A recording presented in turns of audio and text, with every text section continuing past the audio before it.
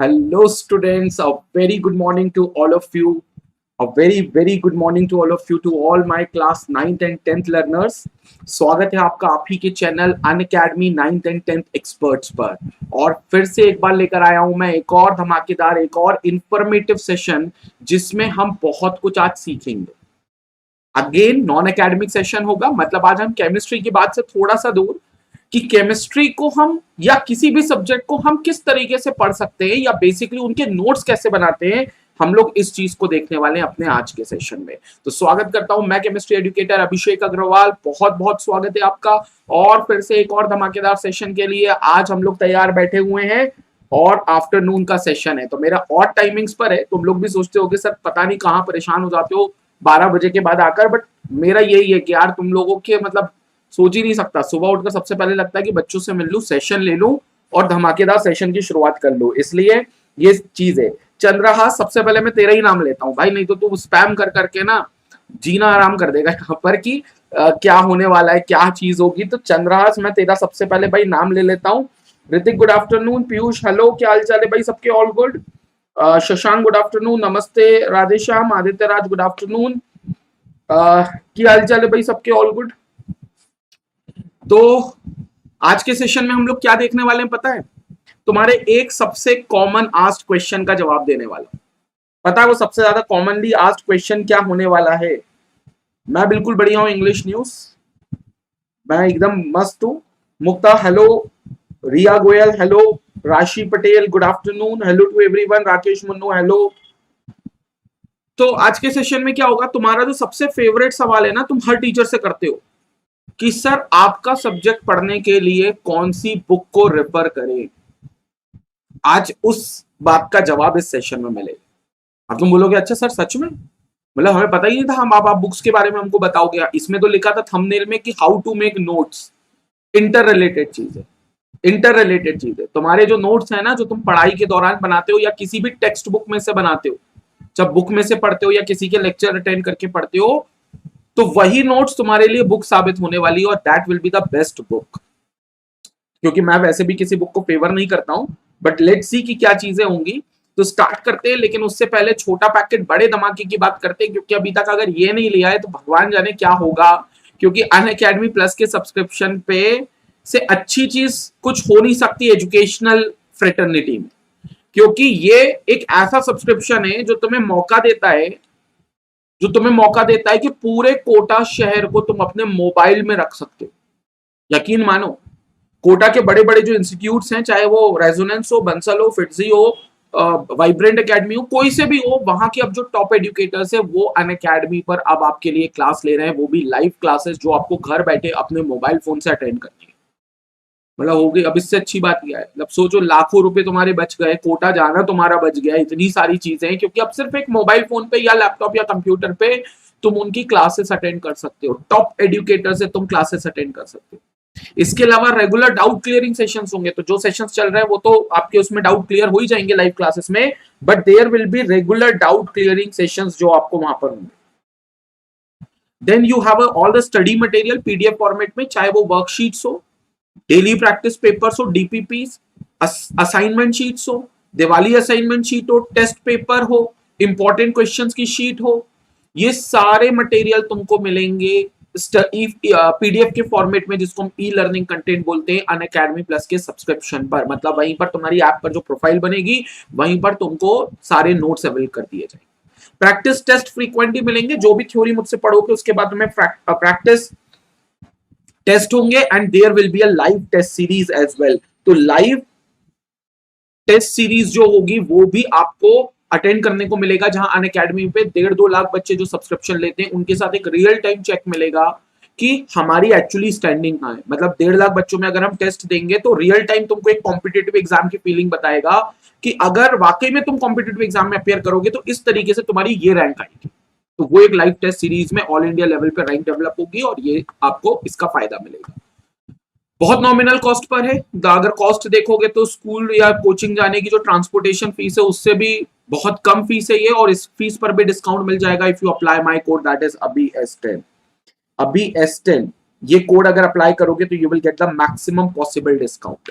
Then there comes the Unacademy iconic subscription. उसके बाद Unacademy का आइकॉनिक सब्सक्रिप्शन है जो बहुत इंपॉर्टेंट है उन बच्चों के लिए जो ये सोचते हैं कि सर हम स्कूल एग्जाम में तो हमें कोई दिक्कत नहीं आती, लाइक स्कूल एग्जाम में तो हम 80-85% स्कोर कर लेते हैं, लेकिन कॉम्पिटिटिव एग्जाम को क्रैक करने की क्या अप्रोच होनी चाहिए, क्योंकि सिलेबस तो यही है। तो कॉम्पिटिटिव एग्जाम को अप्रोच हम कैसे करें, उन बच्चों के लिए आइकॉनिक सब्सक्रिप्शन है जहां उन्हें एडुकेटर के साथ पर्सनलाइज्ड मेंटरिंग, पर्सनलाइज्ड टीचिंग मिलेगी। लाइक एक मैं अगर एडुकेटर हूं तो मुझे एक या दो बच्चे को बैच दे दिया जाएगा आइकॉनिक सब्सक्रिप्शन वाले, और पूरे उनके जीवन का समाधान, चाहे वो एकेडमिक हो, चाहे वो नॉन एकेडमिक हो, चाहे किसी और चीज से रिलेटेड हो, वो सारा समाधान मेरी जिम्मेदारी है। मतलब फिर उस बच्चे को निश्चिंत हो जाना है अपने सारी परेशानियों के लिए, क्योंकि सारी परेशानी खत्म अगर आइकॉनिक सब्सक्रिप्शन का पार्ट में जाके। इसी में वीकली एनालिसिस किया जाएगा, वीकली रिपोर्ट आपकी तय होगी, क्योंकि हर हफ्ते वहां टेस्ट होंगे, और हर हफ्ते जब आपके टेस्ट होंगे तो पिछले हफ्ते क्या परफॉर्मेंस रही, इस हफ्ते क्या परफॉर्मेंस रही, आगे कैसे सुधार सकते हो, ग्राफिकल वे में हम इसको समझेंगे वीकली रिपोर्ट को। और इसका एक और इंपॉर्टेंट पार्ट है तुम्हारी परफॉर्मेंस को बूस्ट करने का, वो है पीटीएम। तो पेरेंट्स टीचर मीटिंग फ्रीक्वेंटली होगी। I know most of the students would not like this, but मेरे से डरने की जरूरत नहीं है, क्योंकि सुधारने की जिम्मेदारी तो मैंने ही ली है। तो तुम्हारे पेरेंट्स को मैं परेशान नहीं करूंगा, तुम्हारे पेरेंट्स के सामने बोल दूंगा कि तुम अच्छा पढ़ते हो, लेकिन तुमको मैं ही सुधार रहा हूं। ठीक है, चलो बस दशानंद खत्म हो गया, लास्ट पार्ट है, but this is something very important. This is not about the things की लाइक प्रमोशन वाला स्क्रिप्ट है।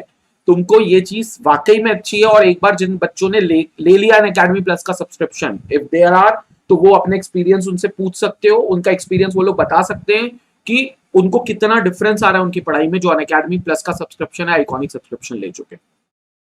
Again it will be at a nominal cost, बहुत ही नॉमिनल कॉस्ट होगी, और इस नॉमिनल कॉस्ट पे भी आपको डिस्काउंट मिलेगा, दैट इज अभी S10 का कोड अप्लाई। तो मेरा कोड अगर अप्लाई करोगे तो अभी S10 का कोड अप्लाई करने पर you will get the maximum possible discount, ये चीज। तो I am looking forward Unacademy के आइकॉनिक सब्सक्रिप्शन के लिए। और भैया लाइक्स तो बनते हैं, अगर वीडियो पर मतलब कुछ इंफॉर्मेटिव चीज तुम्हें आज लगती है कि तुम्हें मिलने वाली है, तो वीडियो को अंत तक जरूर देखना, और इसको लाइक जरूर कर देना, और शेयर अपने फ्रेंड्स के बीच में जरूर करना। और वैसे भी मेरे सारे सेशंस जो होते हैं इंफॉर्मेटिव होते हैं, अपन तो है ही ऐसे मैट साहब, बस कभी घमंड नहीं किया अपन, ठीक है, तो अपन तो है ही ऐसे मैट साहब। तो आगे देखते हैं। इसके अलावा आपको एक और ऑफर है जिसकी आज लास्ट डेट है, लाइक 31 में जो है ना, ये आज लास्ट डेट है इस ऑफर की, क्योंकि इस ऑफर पे आपको अगर क्लास 9 के स्टूडेंट हो तो आपको 50% प्लस 25% ऑफ मिलेगा आज ही सब्सक्रिप्शन के लिए। यानी कि अगर आप 2 साल का कोर्स लेते हो 9th में, तो फिर आपको 11-12 का आईआईटी का कोर्स और नीट का कोर्स 25% ऑफ में मिलेगा, और जो 2 साल का कोर्स आपने लिया फाउंडेशन, वो फ्री हो जाएगा। तो 4 में से 2 कोर्स फ्री हो गए तो 50% ये, और बचे हुए 2 कोर्स का जो पेमेंट लग रहा है वो भी 25% लगेगा। तो ये क्लास 9 के स्टूडेंट के लिए अनअकैडमी का एक ऑफर जो आज आखिरी डेट है, और वो आज के लिए ही होगा, कल नहीं मिलेगा। क्लास 10 स्टूडेंट्स के लिए भी यही सेम ऑफर है, बट 1 साल का कोर्स लेते हैं तो 33% का ऑफ, 15% का ऑफ मिलेगा, और फिर अगले 2 साल के कोर्स में उनको 33% ऑफ मिलेगा। तो इस तरीके से मतलब बेसिकली अगले 2 साल में 15% ऑफ मिलेगा, और 3 कोर्स में से 1 कोर्स फ्री हो जाएगा जो आपने 10th क्लास का कोर्स लिया है। So this is how it will. Sanjay Pal, your name is Neha, मैंने सिर्फ तुम्हारा नाम इसलिए लिया ताकि तुम स्पैम करना बंद कर दो, ठीक है, सिर्फ इसलिए मैंने नाम लिया। चलो, अब आज का सवाल ये है कि क्या हम नोट्स कैसे बनाए फ्रॉम अ टेक्स्ट बुक, और उससे ज्यादा जरूरी पता है क्या सवाल है? सबसे ज्यादा कॉमन क्वेश्चन तुम ये पूछते हो किसी भी टीचर से, sir which is the best book to refer, which is the best book to refer. ये सबसे इंपॉर्टेंट सवाल होता है जो तुम किसी भी फैकल्टी से पूछते हो, और बिल्कुल पता नहीं खरीदते हो कि नहीं खरीदते हो उसके बाद, लेकिन वो बेस्ट बुक के बारे में तुम पूछते जरूर हो, which is the best book to refer. और मुझसे भी कई स्टूडेंट्स पूछते हैं, केमिस्ट्री पढ़ाने बस शुरू करता हूं तो कई स्टूडेंट्स का सबसे पहला सवाल आता है कि सर सबसे बेस्ट बुक क्या होती है रेफर करने की। अच्छा मेरे को ये बताओ, बुक्स को किस बुक को तुम बेस्ट मानते हो? बुक को तुम किस बुक को तुम बेस्ट मानते हो? जाहिर सी बात है जिसमें सिंपल लैंग्वेज लिखी हो, कंसाइज, प्रिसाइज और एक्यूरेट हो, और जिसके सारे पॉइंट्स तुम्हें समझ में आ जाए। सारी बातें तुम्हें समझ में आ जाए और तुम्हें ऐसा लगे कि उससे आसान तरीके से हमें कोई किताब समझा नहीं सकती थी। और कई बच्चे तो एनसीईआरटी बोलते सर एनसीईआरटी में इतना इतना सही है सब कुछ, और जब एग्जाम देने बैठते तो बॉडी डिटेल में आता है। तो सर एनसीईआरटी को लोग बेस्ट बुक क्यों बोलते हैं? क्योंकि देखो एनसीईआरटी मेनली कोर्स को बताती है कि भैया ये तुम्हारा कोर्स है और इसी कोर्स से क्वेश्चन रिलेटेड, इसी कोर्स से रिलेटेड क्वेश्चन तुम्हें एग्जाम में पूछा जाएगा। तो एनसीईआरटी तो अनडाउटेडली बेस्ट बुक होगी क्योंकि कोई चीज तुम्हारी बाउंड्री को तय कर रही है। क्या तय कर रही है? तुम्हारी बाउंड्री को तय कर रही है कि भैया ये बाउंड्री है, इतना इतना तुम्हें पढ़ना है, इससे बाहर तुम्हें नहीं जाना है। लेकिन फिर तुम जब एग्जाम देते हो तो सबसे कॉमन चीज पता है क्या आती है कि सर वो क्वेश्चन तो हमें कहीं दिखा ही नहीं एनसीईआरटी में, वो टीचर ने डाल दिया क्वेश्चन। सर टीचर हमें बेवकूफ बनाते हैं, बोलते हैं सारा कुछ एनसीईआरटी से आएगा, लेकिन दे तो बाहर से भी देते हैं, बुक के बाहर से भी क्वेश्चन आ जाते हैं। वो बुक से बाहर नहीं होते क्वेश्चन, उन्हें कहते हैं कंसेप्चुअल या लॉजिकल क्वेश्चंस। है उसकी थ्योरी वही एनसीईआरटी की किताब में। It's just the fact that कि उस टॉपिक के डेप्थ में तुम नहीं गए। लाइक वो जो टॉपिक जो पढ़ रहे थे तुम, जिस पर वो क्वेश्चन आ गया जिसको तुम नहीं सॉल्व कर पाए एग्जाम में, उस टॉपिक को तुम डेप्थ में जाकर नहीं पढ़े। और जितने लोग बोलते हैं, चाहे वो स्टूडेंट हो, चाहे वो एजुकेटर हो, चाहे वो कोई भी इंसान हो, कि कॉम्पिटिटिव एग्जाम तो रॉकेट साइंस होता है, बड़ा हाई लेवल का एग्जाम होता है और तुम तो निकाल ही नहीं सकते, या ये होता है वो होता है और वो सीबीएसई बेस पर नहीं आता, वो तो बहुत हाई लेवल होता है, सब बेवकूफ बनाते। Competitive exam is never never never rocket science and it is not about the high level. High level के बारे में कुछ है ही नहीं भाई कहानी कॉम्पिटिटिव एग्जाम में, क्योंकि थ्योरी तो वही है ना। जैसे मेरे 9th क्लास के स्टूडेंट को 4 चैप्टर है, इस matter around us, matter in our surroundings, this matter around us pure, atoms and molecules and atomic structure, ये 4 चैप्टर है। 10th क्लास के स्टूडेंट्स को 5 चैप्टर है, chemical reactions and equations, acid basis and salts, metals and non metals, carbons compounds and periodic table. अब यही 5 और 4 9 चैप्टरों में से पूरा कहानी आनी है किसी भी कॉम्पिटिटिव एग्जाम में। लेकिन हर एक टॉपिक को हमें कॉम्पिटिटिव अप्रोच में अगर सॉल्व करना है तो उसकी गहराई तक जाना पड़ेगा, उसकी डेप्थ तक जाना पड़ेगा। हाई लेवल का मतलब क्या है? हाई लेवल का मतलब ये थोड़ी ना सर के ऊपर से जाने वाली बात है, कोई रॉकेट साइंस है। रॉकेट साइंस की कोई बात नहीं है भाई। इट्स ऑल अबाउट दी कि जो टॉपिक तुम पढ़ रहे हो उसको डेप्थ तक पढ़ो, उसको गहराई तक पढ़ो, और उसी गहराई में उसके आंसर छुपे हुए हैं। और जितने लोग मेरे फ्रीक्वेंट सेशंस अटेंड करते हैं, जैसे अभी मैंने एसिड बेसिस एंड सॉल्ट्स पढ़ाना चालू किया है और मेरी परसों की क्लास में मैंने एसिड बच्चों को बताया था। अब वो सेशन अगर किसी ने मिस किया है तो जाकर देखना, मैंने अरेनियस कांसेप्ट ऑफ एसिड समझाया है। बुक में एक लाइन में लिखा हुआ है अरेनियस कांसेप्ट ऑफ एसिड। पता है क्या लिखा हुआ है? Any compound which releases H+ ions in aqueous medium is called an Arrhenius acid. Book में बस ये एक लाइन लिख दी, खत्म। नीचे एग्जांपल लिख दिए, HCl, H2SO4, H3PO4, ये सब अरेनियस एसिड होते हैं। स्कूल के टीचर या कोई और चैनल पे कोई और एजुकेटर उसको क्या बताएंगे? बेटा कोई भी चीज को अगर पानी में डालोगे और अगर वो पानी में जाते से H+ आयंस रिलीज कर दे तो तुम उसको एसिड बोल देना। अब कोई ये नहीं बताएगा कि सर उस कंपाउंड ने H+ आयंस रिलीज क्यों करे। मुद्दा ये नहीं है कि H+ आयंस रिलीज करेगा, ये तो हमको अरेनियस साहब ने वैसे ही बता दिया। मुद्दा ये है कि H+ आयंस रिलीज करेगा क्यों, और हमें कैसे पता चलेगा वो रिलीज कर रहा है कि नहीं कर रहा है। मतलब क्या हम एग्जामिनेशन हॉल में पानी की बाल्टी लेकर जाए और पानी की बाल्टी में लेकर जाए और कोई कंपाउंड हमको दे दिया जाए तो उस कंपाउंड को उस पानी की बाल्टी में देखें और पता करें कि H+ आयंस रिलीज हो रहा है कि नहीं? क्या हम ऐसा करें? क्या ये संभव है? मतलब तुम फिर एग्जाम में कितने बेवकूफ लग रहे होगे कि पानी की बाल्टी उठाकर तुम एग्जामिनेशन हॉल में जा रहे हो, सारे बच्चे पढ़ाई कर रहे हैं, रोल नंबर देख रहे हैं, अपनी सिटिंग अरेंजमेंट चेक कर रहे हो, तुम पानी की बाल्टी लेकर बैठे हुए हो। जो इन्विजिलेटर है वो तुमसे पूछ रहा है कि ये क्या नहाने वाने आए हो कि एग्जाम देने आए हो तुम? मतलब तुम समझ रहे हो? मैं तो इमेजिन भी कर पा रहा हूँ उस सीन को कि तुम नहाने आए हो या कपड़े वपड़े धोने आए हो कि पढ़ा एग्जाम देने आए हो।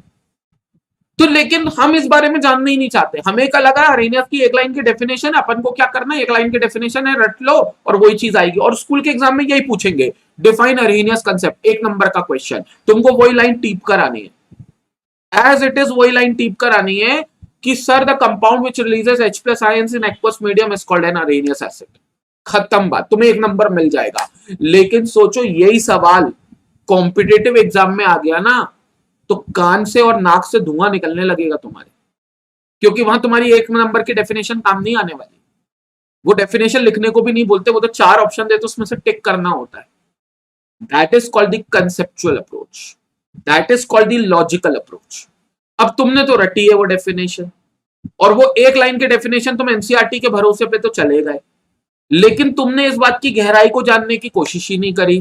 फंस गया वो एक क्वेश्चन तुम्हें कॉम्पिटिटिव एग्जाम में। अब जिस बच्चे ने कंसेप्चुअल और लॉजिकल पढ़ाई करी होगी वो उसका सही आंसर दे आएगा और तुम मुंह लटका के घर चले आओगे। क्या मेरी बात संपट पड़ रही है तुमको? क्या मेरी बात संपट पड़ रही है तुमको? जितने लोगों को संपट पड़ रही है, मैं बड़ी गहराई वाली बात आज कर रहा हूं।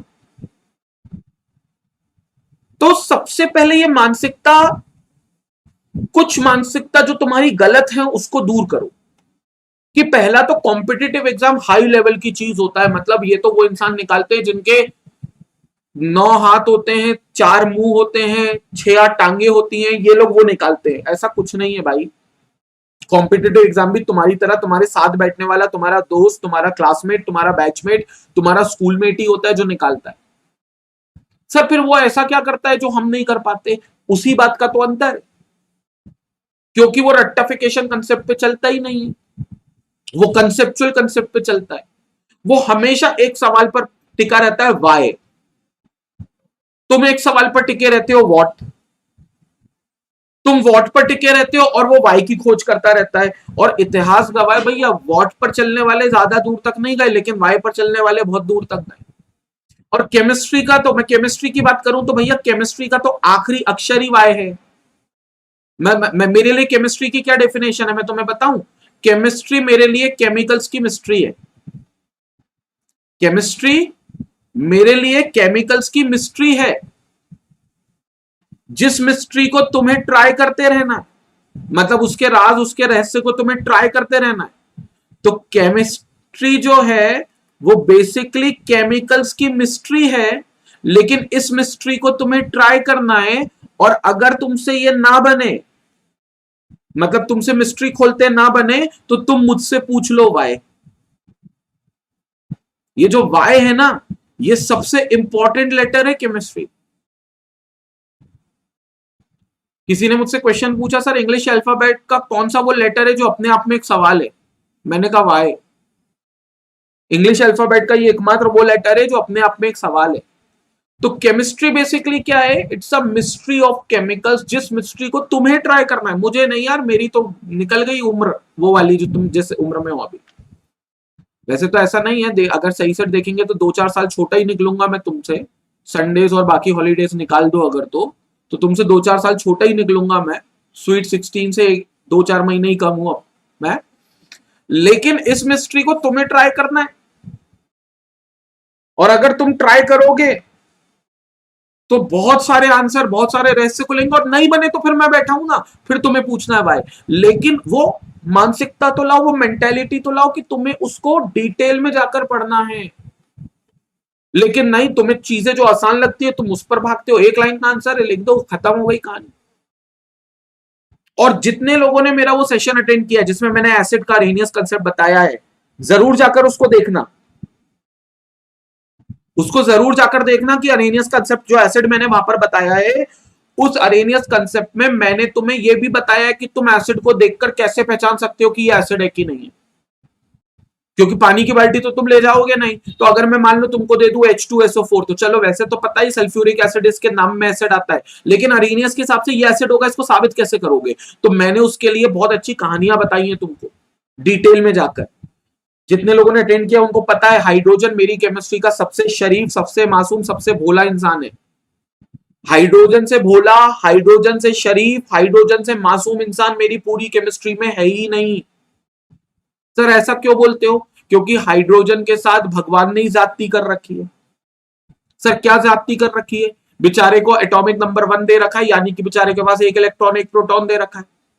और वो 1 इलेक्ट्रॉन भी उसके पास रुकता नहीं है, क्योंकि कोई दूसरा एलिमेंट आता है उससे तेज, हाइड्रोजन से तेज, हाइड्रोजन को बुलाता है बेटा इधर आओ, और एक चपाट लगाता है उसको कान के नीचे। एक चपाट लगाता है, उससे एक इलेक्ट्रॉन लेकर जाता और उसको बोलता चल निकल, अब चल निकल यहां से अब। तो हाइड्रोजन ऐसे ही लात खाता रहता है, चपाटे खाता रहता है पूरी केमिस्ट्री में। इसलिए मेरे लिए सबसे बोला सबसे मासूम हाइड्रोजन है। ये सारी कहानियां मैंने करी है वहां पर। और फिर मैंने चोर की कहानियां बताई हैं, जिनका एक ही काम धंधा है पूरी केमिस्ट्री में, सिर्फ चोरी करना। वो बने ही चोरी करने के लिए। और तीन शातिर सबसे बड़े चोर जो है वो तुमको पता है, फोन, फ्लोरीन, ऑक्सीजन, नाइट्रोजन, ये तीन सबसे शातिर चोर है पूरी केमिस्ट्री में। क्या मेरी बात समझ पड़ रही है? तो ये जो कहानी है ये इसलिए इतनी विस्तार में तुम्हें वहां बताइए ताकि तुम्हें उसकी गहराई तक के कंसेप्ट क्लियर हो जाए। अब कहानी की क्यों जरूरत पड़ी, उसे मैं केमिस्ट्री की भाषा में भी समझा सकता हूं, लेकिन अगर केमिस्ट्री की भाषा में समझाता तो यकीन मानो तुम सब निपट जाते। आधे लोग भाग चुके होते सेशन में, आधे लोग सो चुके होते सेशन में। तुम भाग चुके होते इस समय। इसलिए मेरे को ये चोर चकारी की कहानियां, शरीफ इंसान की कहानियां, इसकी कहानी उसकी कहानी, अभी आगे वो करीना कपूर भी आएगी, कटरीना कैफ भी आएगा, अक्षय कुमार भी आएगा, रणबीर कपूर भी आएगा, रणबीर सिंह भी आएगा, दीपिका पादुकोण, अभी सब आएंगे भैया। और उस कहानी का एकमात्र पर्पस ये है कि तुम्हें उसकी कंसेप्ट की डेप्थ नॉलेज हो जाए और तुम उस कंसेप्ट की डेप्थ नॉलेज को याद भी रखो कॉम्पिटेटिव एग्जाम के लिए। ये सबसे इंपॉर्टेंट चीज है, ये सबसे इंपॉर्टेंट चीज है। तो इसके लिए कॉम्पिटेटिव अप्रोच अगर देखनी है, अगर तुम कंपटीशन क्रैक करना चाहते हो, तुम्हारे लिए मुद्दा सिर्फ ये नहीं है कि यार अभी तो सीबीएसई बोर्ड का एग्जाम अपन को देना है, वो भी देखो अगले साल कैंसिल हो जाएगा, क्योंकि बात कर रहे हैं कोविड 19 की तीसरी लहर आने वाली है। और जब कोविड 19 की तीसरी लहर आएगी तो वो बच्चों पे भारी होगी, तो हमारे स्कूल तो वैसे ही पहले ही बंद हो जाएंगे और एग्जाम तो 100% कैंसिल हो जाएंगे। अगर तुम ये सोचकर बैठे हो ना तो तुम बहुत बड़ा नुकसान कर रहे हो। काउंटडाउन में तुम बहुत बड़ा नुकसान कर रहे हो इस समय अपने। तो ये बहुत इंपॉर्टेंट चीज है कि तुम इस मानसिकता से पहले निकलो कि एग्जाम कैंसिल हो गई। दूसरी बात, तुम एग्जाम देने के लिए पढ़ाई कर रहे हो या नॉलेज गेन करने के लिए पढ़ाई कर रहे हो? अगर तुम एग्जाम देने के लिए पढ़ाई कर रहे हो तो मत करो, फिर तो मैं पता है आखिरी दिन आऊंगा, तुमको 10 क्वेश्चन इंपॉर्टेंट लिखवा दूंगा। वो 10 क्वेश्चन में से मैं गारंटी दे रहा हूं 7 में से 8 question as it is paper में तुम्हारे आ जाएंगे। तुम वो पेपर पढ़ के चले जाना, 100% तुम पास हो जाओगे। कितने परसेंटेज आएंगे I can not assure you at that time, लेकिन तुम पास जरूर हो जाओगे अगर तुम एग्जाम के नजरिए से ही पढ़ाई कर रहे हो। तो फिर मतलब ही नहीं है कहीं पे भी तुमको अभी टाइम वेस्ट करने का, और ये सेशन भी देखने का कोई मतलब नहीं है। लेकिन अगर तुम्हारा दिमाग इस बात पे है कि मैं नॉलेज के लिए पढ़ूं, मैं सिर्फ सीबीएसई एग्जाम के लिए रट्टू तोता ना बनूं, मैं कोई कॉम्पिटिटिव एग्जाम के लिए भी कोई चीज गेन करूं, तो उसके लिए तुम्हें कंसेप्चुअल अप्रोच लगानी पड़ेगी और कंसिस्टेंट पढ़ाई करनी पड़ेगी और डेप्थ में जाना पड़ेगा। पता है हर चीज में एक चीज पूछा करो, वाई। सबसे अच्छी डेप्थ में जाने के लिए देखो, एडुकेटर भी कौन मतलब चाहता है कि यार बच्चे अगर रिस्पॉन्ड करे, बच्चे अगर पूछे तो मैं जवाब दूं। भाई एडुकेटर भी तो इंसान है, गूगल थोड़ी ना है। इनफैक्ट गूगल से भी जब तुम पूछते हो तब गूगल जवाब देता है। गूगल तो भंडार है ना ज्ञान का। गूगल से बड़ा तो मेरे को लगता नहीं कोई ज्ञान का भंडार होगा, या विकिपीडिया से बड़ा कोई ज्ञान का भंडार होगा। लेकिन वो भी तुमको आगे रहकर नहीं बताते, तुम्हें उसमें क्वेश्चन एंटर करना पड़ता है। गूगल से तुम्हें हेलो गूगल करके पूछना पड़ता है, तब जाकर वो तुमको सवाल का जवाब देगा। वो भी नहीं तो तुम्हारे पूछे बिना जवाब नहीं देगा। तो एडुकेटर तो फिर भी इंसान है, वो भी चाहता है कि तुम पूछो। और सबसे ज्यादा सवाल पता है अच्छा क्या है पूछना? वाई। ये तो घोट लो तुम वाई। कोई भी चीज हो, सर क्यों हो रही है, सर इसके पीछे का कारण क्या है, ये जान लिया ना, दुनिया का कोई सा भी कॉम्पिटिटिव एग्जाम आ जाए, तुम्हें आग लगाकर आनी है, तुम्हें वो फाड़कर आना। क्या मेरी बात समझ में आ रही है? क्या मेरी बात समझ में आ रही है? अमरदीप, अभी मैंने ये बोला है लेकिन तुम इसको अभी से इंप्लीमेंट कर दो। हर सवाल पे वाई पूछ रहा है। मैंने बोला मेरा नाम अभिषेक अग्रवाल है, अमरदीप बोलता है वाई। अब ये तो अब मैं इसका क्या जवाब दूं? मतलब भावनाओं में मत बहो, थोड़ा सा मेरे उसको समझो, तुम चीजों को, मेरी भावनाओं को तो समझो। संपट पड़ी कि नहीं पड़ी? हाँ, अब मैं आता हूं नोट्स पर कैसे बनाए, उस चीज पर भी मैं आता हूं। अब यहां पर सबसे इंपॉर्टेंट मुद्दा यह है कम से कम 50 लाइक्स को एक्सेप्ट कर रहा हूं आज मैं, नोट्स बनाने की भी कहानी बता रहा हूं, सारी बात बता, और कम से कम 50 लाइक्स एक्सेप्ट कर रहा हूं इस सेशन के, कि 50 लाइक्स आएंगे इस सेशन के खत्म होने से पहले। चल, अब सबसे इंपॉर्टेंट है कि बेस्ट बुक कौन सी होती है। तो मैंने तुम्हें क्या कहा, वो बुक जो तुमको आसान चीजों में, आसान शब्दों में, कंसाइज प्रिसाइज होकर सारी बातें समझा सके। क्योंकि एक तो पता है तुम्हारे साथ बुक का फोबिया होता है। मैं अगर तुमको एक टॉपिक बोलूं और तुमसे बोलूं कि बुक उसके लिए ढूंढो, तो तुम सबसे पतली किताब उसकी ढूंढ कर आओगे, क्योंकि बुक को तुम उसके कवर से ही जज करते हो। और मैं तो कहता हूं कवर भी छोड़ो, तुम उसकी विड्थ से उसको जज करते हो। सर सबसे पतली किताब बताओ कौन सी है। इतनी मोटी किताब जहां लाइब्रेरी में जिस जगह पे रखी रहती है ना, तुम उस एरिया में घूमते भी नहीं हो, क्योंकि तुम सबसे पतली किताब की तलाश में रहते हो, क्योंकि कम कम मेहनत में तुम्हें ज्यादा ज्ञान चाहिए। ये ह्यूमन टेंडेंसी, ये सभी के साथ है। ये मैं तुम्हारे साथ नहीं, अगर मैं अपनी बात करूं या किसी की भी बात करूं तो सब यही चाहते हैं, सर टाइम बचे, कम चीजों में हमें ज्यादा ज्ञान मिल जाए। इसलिए कई लोग पता है नॉवेल्स होती है तो नॉवेल्स नहीं पढ़ते, क्योंकि नॉवेल्स में बहुत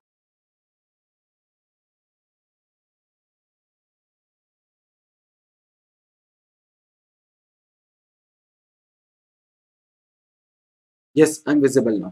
ठीक है ठीक है, I am visible now, I hope I am visible now. चलो ठीक है।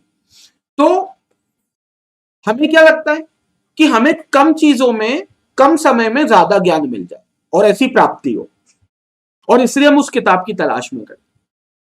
अच्छा, और किताब समझने में टाइम क्या लगता है, जो लिखा हुआ है वो हमें समझना पड़ता है। लेकिन अगर मैं एक ऐसी किताब बताऊं जिसको तुमने खुद लिखा है, एक ऐसी किताब जिसके ऑथर राइटर तुम हो, तो क्या वो किताब तुमसे बेहतर कोई और समझ सकता है? क्या तुमसे बेहतर उस किताब को कोई और समझ सकता है क्या? कतई नहीं, बिल्कुल भी नहीं, क्योंकि उस किताब के राइटर ऑथर तुम खुद हो। कोई और किताब होती तो उसमें लिखा हुआ तुम पढ़ के समझते, लेकिन तुम्हारी खुद की किताब में तुमने पढ़कर समझकर लिखी है वो किताब। तो इसका मतलब वो किताब तुम्हारे लिए उस सब्जेक्ट की, उस विषय की बेस्ट किताब है। सर एक मिनट, हमने कौन सी किताब लिखी है? यही इंपॉर्टेंट है। जब तुम कोई भी सब्जेक्ट पढ़ते हो, जैसे मेरा केमिस्ट्री सब्जेक्ट पढ़ते हो, तो सभी स्टूडेंट्स को मैं बोलता हूं मेरे लेक्चर के दौरान नोट्स बनाओ। क्या बनाओ? नोट्स बनाओ, कैसे भी बनाओ, लेकिन जो मैं बोलता जा रहा हूं तुम उसको लिखते जाओ, लिखते जाओ, लिखते जाओ, समझते भी जाओ और लिखते भी जाओ। और जो चीजें समझ में आ रही हैं, जो जो चीजें तुम्हें समझ में आ रही हैं, उन सभी चीजों को लिखते जाओ। क्योंकि देखो, ह्यूमन टेंडेंसीज में जो मेमोरीज होती हैं, वैसे तो हमारे बहुत इनफाइनाइट जीबी का डेटा है, हम स्टोर कर सकते हैं, लेकिन हमारी भूलने की आदत और उससे तेज होती है। तो जो तुमने आज पढ़ा है वो आज तो तुम्हें याद रहेगा, लेकिन एक हफ्ते बाद याद रहेगा, इसकी कोई गारंटी नहीं है। इसकी कोई गारंटी नहीं है कि तुमने आज जो पढ़ा है वो तुम्हें एक हफ्ते बाद भी याद रहे। इसकी कोई गारंटी कोई दुनिया में नहीं दे सकता। और इसी के लिए तुम्हें क्या करना है, तुम्हें अपने नोट्स बनाने। तुम कोई भी सब्जेक्ट पढ़ो, मैं केमिस्ट्री एजुकेटर हूं तो मैं सिर्फ अपने सब्जेक्ट को लेकर बात करूंगा, बट ये बात सिर्फ आज केमिस्ट्री को लेकर नहीं कर रहा हूं, मैं सारे सब्जेक्ट के बिहाफ पर तुम इसको मान सकते हो कि तुम जो भी सब्जेक्ट पढ़ो, सबसे पहला काम ये करो कि उसके नोट्स बनाओ। जो चीज तुम्हें समझ में आ रही है तुम उसको लिख लो। अब लिखने का तरीका होता है, वो क्या तरीका होता है वो मैं अभी उस पर आऊंगा। या कोई जरूरी नहीं कि तुम वीडियो लेक्चर्स देख रहे हो या कोई क्लास अटेंड कर रहे हो तभी तुमको कुछ समझ में आ रहा है। तुम कोई टेक्स्ट बुक भी पढ़ रहे हो, उस टेक्स्ट बुक में भी पढ़कर अगर तुम्हें कुछ समझ में आ रहा है तो उसको लिख लो, क्योंकि that will be the notes. और एक ही जगह पर लिखो। नोट्स की सबसे एक बात यह है, पता है क्या होती है, तुम एक रजिस्टर बनाते हो जो थर्ड क्लास से तुम्हारा चल रहा है, क्योंकि थर्ड क्लास में इतना मोटा रजिस्टर तुमने खरीद लिया था और उसके 10 पन्ने ही भरे थे तुमने, तो उसके बहुत सारे पेजेस खाली है। तो fourth class, fifth class, six class, seven class, eight class, 9, 10 class तक वही रजिस्टर चलता है तुम्हारा। है ये, अभी भी पूछ लेना किसी के पास पिछले साल के रजिस्टर पे लिख रहे होंगे। ये गलत है, इतनी कंजूसी तो बिल्कुल। भले उन पेजेस को अलग कर लो, रजिस्टर वो यूज कर लो, लेकिन पेजेस अलग कर लो, और वो एक रजिस्टर स्पेसिफिकली एक सब्जेक्ट के लिए अलॉट कर दो कि सर ये मेरा साइंस का रजिस्टर है और ये मेरा साइंस के नोट्स हैं इसमें। अब आज क्या हो गया, तुमने यहाँ इस पन्ने पे लिख लिया, फिर बीच में क्या हो गया तुम्हारा हिंदी आ गया, फिर उसके बाद क्या हो गया मैथ्स आ गया, फिर उसके बाद तुमने चित्रहारी कर दी, फिर उसके बाद तुमने वो फ्लेम्स कर दिया, किसी बंदी का फोटो वोटो बना दी, मुझे मालूम है सब तुम करते ही रहते होगे। फिर तुमने लगा साइंस पढ़ना चाहिए, फिर साइंस पढ़ लिया, फिर बीच में संस्कृत के श्लोक लिखने लग गए। अब क्या होगा, जब तुम नोट्स को पढ़ने बैठोगे और तुम मान लो साइंस की मेंटालिटी से पढ़ने बैठो कि यार मुझे साइंस पढ़ना है, तो 2 पन्ने तो साइंस के पढ़े, तीसरे पन्ने पे हिंदी का श्लोक आ गया, संस्कृत का श्लोक आ गया। अब वो तुमने बोला ये कहां से आ गया, फिर आगे बढ़े तो वो बंदी की फोटो आ गई जिसकी तुमने चित्रहारी की थी, तो फिर तुम तो एक अलग ही दुनिया में चले गए, साइंस पीछे छूट गया और तुम्हारी दुनिया ही अलग चली गई। फिर आगे पलटे, फिर गणित आ गया, गणित आ गया तो तुम नींद आ गई तुमको, तुमने बुक कॉपी को बंद करा और तुम सो गए, कॉपी बंद की और तुम सो गए। मुझे मालूम है ना, ये होता है, ये एक ही रजिस्टर में सारे सब्जेक्ट के नोट्स लिखने का साइड इफेक्ट है। और मैं तो साइड इफेक्ट नहीं बोलता, ये मेन इफेक्ट बोलता हूं। ये मेन इफेक्ट है, ये सबसे खतरनाक चीज है। भले तुम 15-15, 20-20 रुपए वाले रजिस्टर ले लो, भले तुम एक मोटे रजिस्टर के अलग अलग पोर्शंस कर दो, लेकिन एक नोट्स को, एक सब्जेक्ट के नोट्स को एक जगह कंपाइल करो, एक सब्जेक्ट के नोट्स को एक जगह पर कंपाइल करो, ये बहुत इंपॉर्टेंट है। नहीं तो तुम्हारा साइंस का अगर मान लो एग्जाम है कल, और कल मैं तो कहता हूं 1 घंटे बाद तुम्हारा साइंस का एग्जाम है, तो वो लास्ट मोमेंट पे एक पढ़ाई होती है ना बहुत। अच्छा एक चीज मैं बताऊं, लास्ट मोमेंट पे जो पढ़ाई होती है ना, वो सबसे बेस्ट पढ़ाई होती है। तुम्हें पता नहीं कौन सी मेमोरी में कौन बैठ जाता है, ब्रह्मा जी बैठ जाते हैं, कौन बैठ जाता है, तुम्हें सब याद होने लगता है एकदम से। वो डर होता है, फियर होता है, क्या होता है भगवान जाने, लेकिन तुम्हें पता है आधे घंटे बाद तुम एग्जामिनेशन हॉल में जाओगे तो वो जो बाहर असेंबली हॉल में जो किताबें बुक से पढ़ते हो या कॉपी नोट से पढ़ते हो ना, वो याद रह जाता है। और पता नहीं क्या चमत्कार होता है कि वो जो आखिरी टाइम पे पढ़ा होता है ना, उस पर बेस्ट क्वेश्चन जरूर आता है एग्जाम में।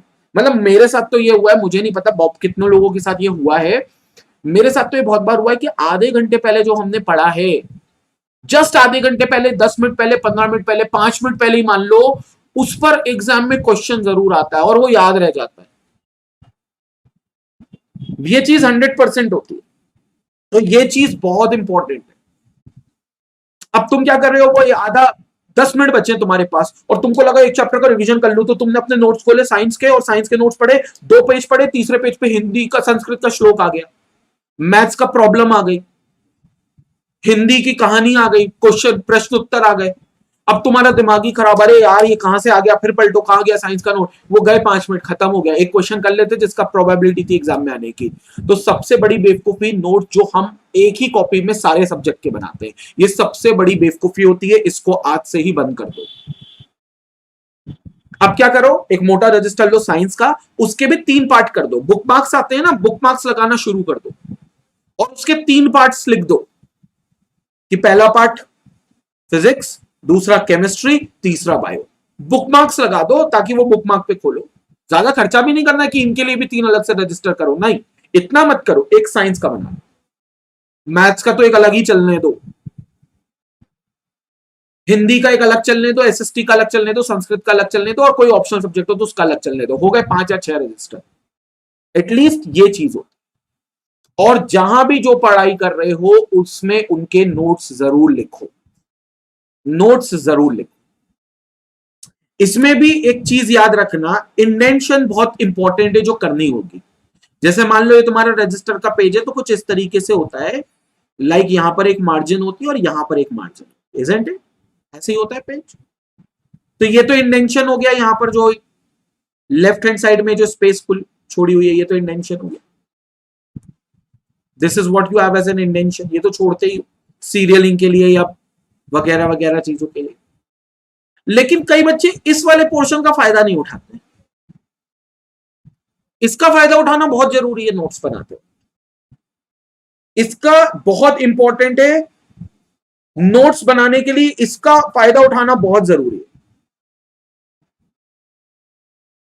ये क्या है पता है, पढ़ाई के दौरान कभी कभी कुछ इंपॉर्टेंट डेफिनेशन, इंपॉर्टेंट टिप्स, कोई नई ट्रिक, कोई नई ज्ञान की बात जो आपके एकेडमिक से शायद अलग है, लेकिन अगर क्वेश्चन आ गया तो उस पर्टिकुलर चीज के भरोसे पे आप वो क्वेश्चन सॉल्व कर सकते हो। उसको इस जगह पे लिख दो, क्या करके, एक स्टार बना के, सितारा चमका के। मैं जब अपने क्लास में पढ़ाता हूं, मेरे जितने भी स्टूडेंट्स हैं जो फ्रीक्वेंटली मेरे सेशंस को अटेंड करते हैं, उनको ये बात पता है कि मैं बहुत सारे इंपॉर्टेंट पॉइंट्स उनको बताता हूं और बहुत सारी एक्स्ट्रा ज्ञान की बात उनको बताता हूं।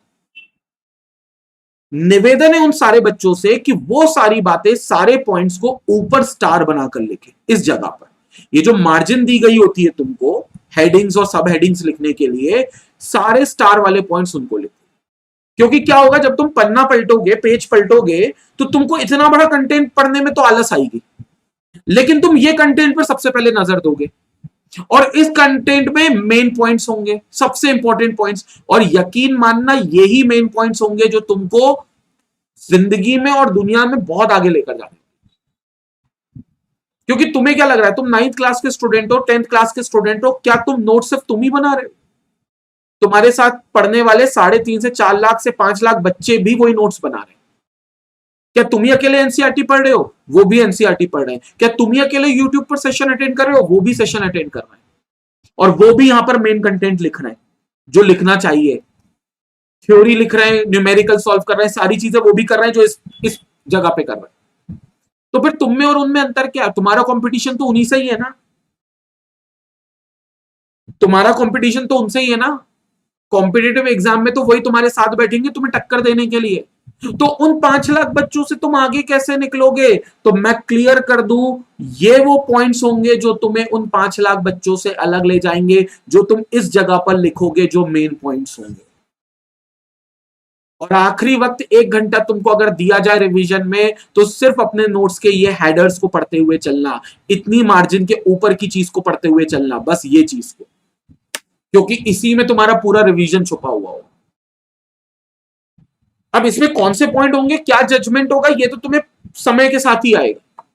मैं जब पढ़ाऊंगा तो मैं खुद बता दूंगा, आप ये पॉइंट ऊपर स्टार बना के लिख लो, मैं ऐसा बोलूंगा तो तुम्हें ऊपर स्टार बना के वो पॉइंट्स लिख लेने हैं। वो पॉइंट तुम ऊपर स्टार बनाकर लिख लोगे तो तुमको पता चल जाएगी ये इंपॉर्टेंट पॉइंट है। और जिंदगी में यही पॉइंट होगा जो तुम्हें आगे लेकर जाएगा उन 5 लाख बच्चों में से। क्योंकि यहां का जो कंटेंट है ना, ये तो सभी पढ़ रहे हैं, ये सभी लिख रहे हैं, तुम अकेले नहीं हो जो लिखने वाले हो। तो तुम आगे जाओगे इन्हीं पॉइंट से, और ये पॉइंट्स बहुत इंपॉर्टेंट है। तो जितने भी इंपॉर्टेंट फॉर्मूले होते हैं, अब तुम बोलोगे सर मैथ्स में तो सारे फॉर्मूले इंपॉर्टेंट होते हैं, तो एक क्वेश्चन ऐसा भी होता है जिसपे सबसे ज्यादा, मतलब एक फॉर्मूला ऐसा होता है जिस पर सबसे ज्यादा क्वेश्चन पूछे जाते हैं, वो इंपॉर्टेंट फॉर्मूला हो गया, उसको लिख लो ऊपर। या कोई ऐसा फॉर्मूला जो तुम भूल जाते हो बार बार, जैसे मैं ए स्क्वायर प्लस बी स्क्वायर का बना नहीं पाता था। ए स्क्वायर प्लस बी स्क्वायर किसके बराबर होगा? ए प्लस बी का होल स्क्वायर नहीं, ए स्क्वायर प्लस बी स्क्वायर। तो मैं ए स्क्वायर प्लस बी स्क्वायर लिख लेता था ऊपर, और जितनी बार भी नोट्स को पलटाता था वो मुझे दिखता था, उतनी बार वो मेरे दिमाग पे छप जाता था। तो तुम्हें जो फॉर्मूला टफ लगे कि सर ये मुझसे याद नहीं होता, लेकिन इस पर मैं हमेशा क्वेश्चन में फंस जाता हूं, उसको वहां से उठाओ, इस जगह से उठाओ और ऊपर सितारा बना के चमका दो। और सितारा ऐसा हो कि तुम्हें सितारा चमकता हुआ दिखे। वो सितारे किसी काम के नहीं जो चमके ना, सितारा उसी को बोलते हो जो चमकता है। तो वो चमके तो तुम्हें दिखे वहां पर, वो चीज इंपॉर्टेंट होती है। कंसेप्ट क्लियर हो गया? तो ये बहुत इंपॉर्टेंट चीज है, और ये सारी चीजें मैं वहां पर मेन पॉइंट्स में बताऊंगा। आदित्य वो चीज भी अभी मैं स्टार्ट करूंगा, एसेट बेसिस में भी आएंगे बहुत सारे मेन पॉइंट्स। नाउ अगर तुम टेक्स्ट बुक में देखते हो तो how to make notes from a textbook, textbook में से अगर पढ़ाई करते हो तो, क्योंकि ये सबसे बोरिंग होता है नोट्स बनाना, लेकिन सबसे इंपॉर्टेंट चीज यही होती है। कोई तुम बुक पढ़ रहे हो, बुक में जो चीज तुम्हें समझ में आई, पहली चीज तो नोट्स उसी के बनाओ। यहां जो नोट्स बनाओगे, जो चीज समझ में नहीं आई उसके नोट्स बिल्कुल मत बनाओ। उसको उसी बुक में हाइलाइटर आता है, नहीं है तो पेंसिल से अंडरलाइन कर लो कि ये चीज मुझे अपने मार्क्स साहब से पूछनी है। ये वो चीजें जो मुझे कतई संपट नहीं पड़ी, ये मुझे अपने मार्क्स साहब से पूछनी है। उसको कतई अपनी कॉपी में मत लिखो, क्योंकि अगर तुमने उसको नोट्स बनाने की गलती करी और वो आगे चलकर तुम्हें मिल गया तो तुम्हें याद आएगी यार ये तो वो चीज थी जो मुझे समझ में नहीं आई, तो पैनिक सिचुएशन में आओगे, सब भूल जाओ। तो जो चीज समझ में नहीं आई जहां पर वो है वहीं लिख लो। अगर वीडियो लेक्चर में तो उसे किसी और जगह पे लिखो, उसे मेन नोट्स पे मत लिखो। और तब कोई चीज अगर समझ में आ गई है तभी उसको नोट्स वाले प्लेटफॉर्म पर लाओ, वरना मत लाओ। तो जो चीज तुम समझ चुके हो सिर्फ उसे लिखने का बोल रहा हूं, जो चीज तुम नहीं समझे उसे कतई नहीं लिखना है। क्योंकि हमारी आदत क्या है, हम प्रेस रिपोर्टर की तरह सब लिखते जाते। प्रेस रिपोर्टर को देखा है, न्यूज़पेपर के प्रेस रिपोर्टर को फिल्मों विल्मों में देखा होगा, जब कोई नेता वेता बयान देता है तो वो लगातार लिखते रहते हैं, उनको पता ही नहीं चलता वो क्या लिख रहे हैं। वो नेता ने बीच में 2-4 गालियां बक दी तो वो गालियां भी लिख रहे हैं उसमें, फिर वो उसको लेकर एडिटोरियल रूम में जाते हैं अपने ऑफिस में, तब जाकर छाटते हैं कि क्या स्टेटमेंट बोलना देना चाहिए, क्या छपना चाहिए क्या नहीं। ऑब्वियसली गालियां तो नहीं छाप सकते, लेकिन उस समय सब लिख लेते एकदम, जो जो वो एज इट इज बोलते जा रहे हैं। तुम्हें ये बेवकूफी नहीं करनी। You are not a reporter, you are a learner. तुम उससे सीख रहे हो, तुम समझ रहे हो, तो जो समझ में आए वो लिखो, जो नहीं आए वो मत लिखो। जो नहीं आए वो वहीं डाउट करके पूछ लो, सर एक मिनट एक मिनट एक मिनट रुको, सर सर ये समझ में नहीं आया, सर इसको दोबारा समझा दो, तिबारा समझा दो, ये चीज बहुत इंपॉर्टेंट है। तो इस तरीके से तुम्हें ये सारी चीजें मिलेंगी और इस तरीके से तुम्हें वो सारी चीजें फिर समझ में आएंगी। अब कुछ पॉइंट्स है जो तुम्हें नोट्स बनाने में बहुत ज्यादा मदद करने, वो क्या क्या है। Gather your note taking material. अब ये तो बहुत बेसिक चीज है, लेकिन सबसे इंपॉर्टेंट चीज यही है।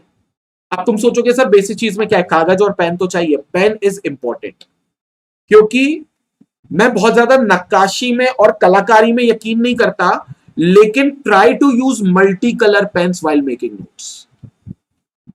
Try to use multi colour. अच्छा, अब मैंने जब मल्टी कलर बोल दिया ना, तो कई स्टूडेंट पता है क्या करते हैं, स्केच पेन का पूरा सेट उठा लाते हैं। मैं सर पीटता रहता हूं, मैंने कहा हे बाबू, ये स्केच पेन के सेट, ये ड्राइंग क्लास थोड़ी ना चल रही है भाई, क्रेयॉन्स वेयॉन्स लेकर आ गए तुम, ये ड्राइंग क्लास कतई नहीं चल रही। और ज्यादातर ये गर्ल्स करती हैं। गर्ल्स को पता नहीं क्या है, बीमारी बोलूं कि क्या बोलूं, उनके दिमाग में वो इतने कलर यूज करती हैं। मतलब कोई इंपॉर्टेंट हेडिंग भी होगी ना तो उसको अंडरलाइन करेंगी कलर पेन से, फिर बॉक्स बनाएंगे एक अलग पेन से, उसके बगल में फूल बना देंगे एक अलग कलर के पेन से, और उस फूल के ऊपर तितली भी बिठा देंगे अलग कलर के पेन से। मतलब बगीचा बना दिया पूरे नोट्स को। वो गार्डन है, वो नोटबुक होती नहीं, वो गार्डन लगता है। वो खोलते हो और वाकई में सुंदर दिखता है। लेकिन मेरा एक सवाल उन महिलाओं से कि क्या वाकई में उसकी इतनी जरूरत थी। मतलब मेरा सीधा सीधा उन महिलाओं से एक सवाल है कि क्या वाकई में इतनी नक्काशी करने की, इतनी कलाकारी दिखाने की जरूरत थी वहां पर। मतलब वॉज दैट इंपॉर्टेंट लिटरली, क्योंकि आपने 2-4-5 मिनट उसमें खर्च कर दिए होंगे, I am sure, but was that important. Copy पे सजावट के साथ लिखने से ज्यादा अच्छा उसको हम दिमाग में सजावट के साथ लिखें। लाइक दिमाग में वो सजा हुआ आपके दिमाग में छपे।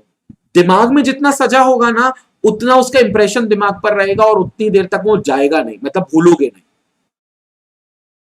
नोट्स सिर्फ हम लिख रहे हैं ताकि आगे चलकर जब हम उसको रिवाइज करने बैठे तो वो चीज हमारे दिमाग में इंपैक्ट करे। लेकिन उसके लिए फूल तितली की जरूरत नहीं है, उसमें तितलियां उड़ जाएंगी। मैं तुमको बता रहा हूं, तितलियां उड़ जाएंगी। So that is what you have multi colour. अब मल्टी कलर में कौन से आते हैं, मैक्सिमम मैक्सिमम 3 कलर के, मेनली ब्लू, ब्लैक। ब्लैक तो मैं मानता हूं कि ब्लू और ब्लैक तो 2 होने चाहिए, ये तो मैंडेटरी है, ये तो तुम मानकर चलो ये मिनिमम है। बहुत ज्यादा हुआ तो एक कलर और इनकॉर्पोरेट कर लो, ग्रीन। ग्रीन कलर तुम ये एक और इनकॉर्पोरेट कर लो, लेकिन ब्लू और ब्लैक इज मैंडेटरी। उसमें भी ब्लैक से तुम लिखो हेडिंग, ब्लू से लिखो तुम इंपॉर्टेंट कंटेंट, और इस बीच में कोई जरूरी पॉइंट आ जाए या ऊपर स्टार बनाने वाला पॉइंट, जैसा मैंने बताया यहां पर जो पॉइंट लिखोगे वो तुम ग्रीन कलर के पेन से लिख सकते हो। कोई डाउट, कोई दिक्कत, कोई परेशानी नहीं, तुम ग्रीन कलर के पेन से उसको लिख सकते हो। लेकिन कम से कम 2 पेन यूज जरूर करना, एक ब्लू और ब्लैक। अगर तुम पूरा ब्लू में अभी तक लिखते हो तो तुम्हारे नोट्स, बुरा मत मानना, बहुत बोरिंग है, बहुत बोरिंग नोट्स है तुम्हारे।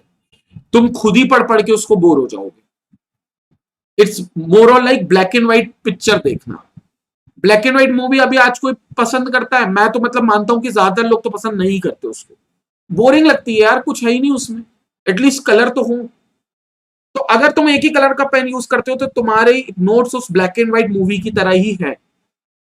तो उसको सही करने के लिए तुम्हें मल्टीपल कलर्स एटलीस्ट यूज करने, और कम से कम 2 कलर यूज करने हैं। नहीं, रेड ग्रीन भी कई स्कूल्स में होता है, बट ग्रीन इज एक्सेप्टेबल, क्योंकि वो नोट्स, गुरप्रीत कौर, वो नोट्स तुम्हें कॉपी चेक नहीं करानी तुम्हारी। ये कॉपी चेक करानी है तो ब्लू और ब्लैक 2 ही कलर का फिर तो यूज करो।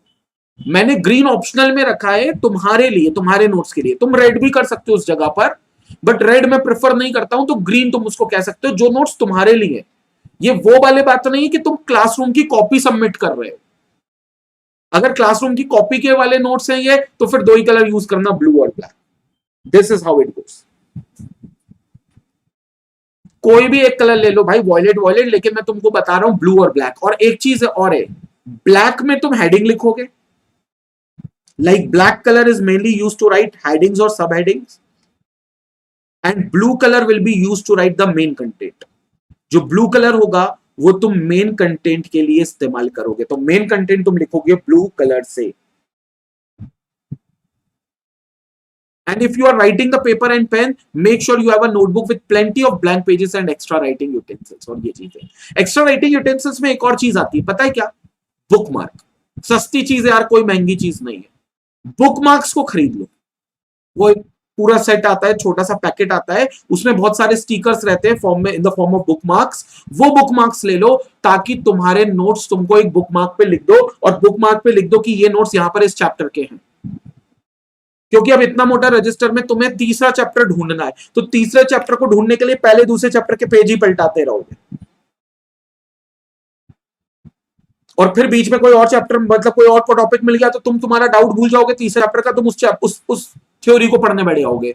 तो सीधा तीसरे चैप्टर में जाना है, तो वहां पर अपन एक बुक मार्क लगा देंगे, वहां लिख देंगे चैप्टर 3, तो बुक मार्क से खोलोगे तो सीधा चैप्टर 3 खुल जाएगा। तो बुक मार्क्स को यूज करने की आदत डालो, बुक मार्क्स को यूज करने की आदत डालो। प्रकाश चंद प्रजापति, तुम कौन सा मेंटी कोड ले आए हो भगवान जाने, मैं तो कोई मेंटी करा नहीं रहा हूं। और वीडियो पर 50 लाइक्स का पूरा टारगेट है, उम्मीद करता हूं 50 लाइक्स आएंगे, क्योंकि बहुत एसेंशियल सेशन मैं तुमको ले रहा हूं अभी। और अगर किसी वीडियो लेक्चर को अटेंड कर रहे हो तो मेक श्योर कि मोबाइल से, लैपटॉप से, जिससे भी कर रहे हो वो फुल्ली चार्ज हो, क्योंकि otherwise you will miss the live session. अब तुम बोलोगे सर बाद में रिकॉर्डिंग तो हो जाएगी, मैं क्लियर बता दूं, 101% बता दूं, ऑनलाइन क्लासेस के एक्सपीरियंस से, जितना ज्ञान तुम्हें लाइव सेशन में मिल सकता है, उतना ज्ञान तुम्हें रिकॉर्डेड सेशन में कभी नहीं मिल सकता। मैं क्यों लाइव आ रहा हूं? मैं चाहूं तो रिकॉर्डिंग करके प्रीमियर भी कर सकता हूं, लाइक मैं कर सकता हूं ना ऐसा, लेकिन वो सेशन का कोई खास इंपैक्ट नहीं पड़ेगा जितना खास इंपैक्ट लाइव सेशन का पड़ेगा। लाइव सेशंस में मेरा तुम्हारा इंटरेक्शन बहुत इंपॉर्टेंट है, और यही इंटरेक्शन से तुम्हें ज्यादा समझ में आएगा। रिकॉर्डेड सेशन में कुछ समझ, मतलब रिकॉर्डेड सेशन में क्या लो 20-25%, 30% से ज्यादा समझ में आएगा ही नहीं। तो live sessions are always important, इसलिए मैं क्यों लाइव आता हूं रोज। मैं चाहूं तो रिकॉर्डिंग करके प्रीमियर कर सकता हूं, लेकिन मैं लाइव आता हूं। मैं चाहूं तो रात को 1 बजे एक लेक्चर रिकॉर्ड करके तुमको सुबह उसको प्रीमियर दे सकता हूं, लेकिन नहीं करता। क्यों जरूरत? क्योंकि लाइव चीज है, और लाइव से ही बच्चे के साथ कनेक्शन जोड़ते हैं। तुम्हें भी टीचर के साथ अगर कनेक्शन जोड़ना है तो लाइव सेशन ही अटेंड करने होंगे। उसके लिए यू हैव टू इंश्योर कि तुम्हारा लैपटॉप और वो सारी चीजें चार्ज हो। नोट्स, ये अब कुछ बेसिक पॉइंट्स है, ये तो तुम्हें वैसे पता होंगे, but still, notes should be simple, easy to comprehend, well organised and sequentially arranged. It should be brief, point wise होने चाहिए, और पॉइंट वाइज नोट्स बनाना सबसे अच्छी इंपॉर्टेंट चीज है। और अगर तुम टेबल बनाकर कर सकते हो तो और अच्छा है, क्योंकि अगर तुम पैराग्राफ में थ्योरी लिखते हो ना, पैराग्राफ के फॉर्मेट में, ये पैराग्राफ फॉर्मेट सबसे बोरिंग फॉर्मेट होता है। तुम खुद इमेजिन करो, एक थ्योरी को मैंने पैराग्राफ में लिखा है, एक थ्योरी को मैंने बुलेट पॉइंट्स में लिखा है, और एक थ्योरी को मैंने टेबल बनाकर लिखा है। टेबल समझ गए? हॉरिजॉन्टल रोज और वर्टिकल कॉलम्स ऐसे अरेंज किया। तो तुम्हें क्या लगता है सबसे अच्छा तरीका तुम्हें अच्छे से समझ में किस में आता है, किस थ्योरी में मजा आता है पढ़ने में? टेबल वाली में। दूसरे नंबर पे पॉइंट्स वाली, बुलेट पॉइंट्स वाली, और सबसे बोरिंग थ्योरी तुम्हें पैराग्राफ वाली लगेगी। तीनों थ्योरी सेम है, लेकिन पैराग्राफ वाली तुम आधे पैरा पढ़ोगे और आधा पैरा छोड़ दोगे। आज भी कई बार देखो व्हाट्सएप पे इतने बड़े मैसेज आते हैं, कौन पढ़ता है इतना बड़ा मैसेज? अपन और उल्टा कमेंट कर देते, इतना बड़ा मैसेज पागल है क्या, इतना टाइम है क्या, इतना फोकट मैसेज मैं पढ़ूं? मेरी बात समझ में आ रही है? क्योंकि हमारा ह्यूमन टेंडेंसी है, हमारी मानसिकता ये है, पैराग्राफ वाली चीज हमें बोर करती है। तो कभी भी अपने नोट्स को पैराग्राफ में मत लिखना, मत लिखना, मत लिखना। कभी भी पैराग्राफ में मत लिखना अपने नोट्स को।